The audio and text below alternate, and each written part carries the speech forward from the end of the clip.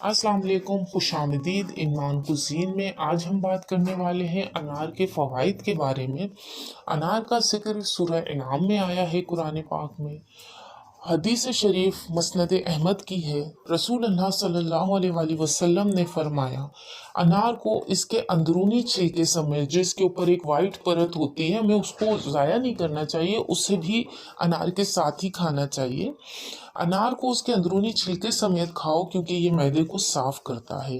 अनार दिल को ताकत देता है, यरकान में मुफीद है, जिगर की इस्लाह करता है, जहनी बेचैनी को दूर करता है, के और मतली को रोकता है, तबदक के मरीजों के लिए बेहतरीन ग़िज़ा है, पेशाब की जलन को दूर करता है, हमारी स्किन के लिए बेहतरीन है। रुकिए ज़रा, फ़वाइद ख़त्म नहीं हुए, अभी सुनिए आप।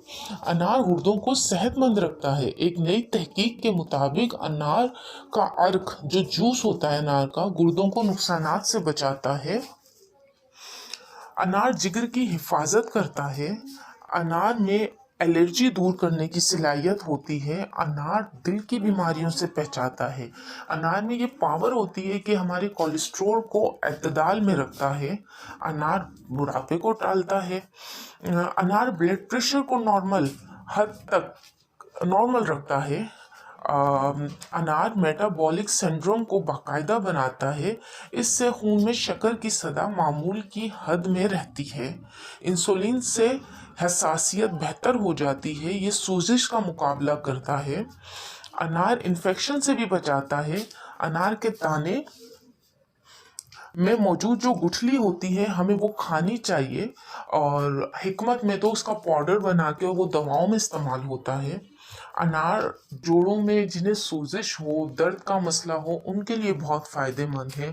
अनार हमारी स्किन को बहुत अच्छा करता है। जिनमें खून की कमी हो उन्हें चाहिए कि वो अनार को इस्तेमाल करें, ऐसे ही खाएं, जूस बना के पी लें, शेक बना के पी लें, लस्सी बना के पी लें। आप अनार को कई सूरतों में इस्तेमाल कर सकते हैं। अगर आपको वैसे खाना नहीं पसंद तो आप शहद और दूध से बेहतरीन किस्म का उसका शेक बना सकते हैं, या दही शामिल करके लस्सी बना सकते हैं और अनार को पी सकते हैं।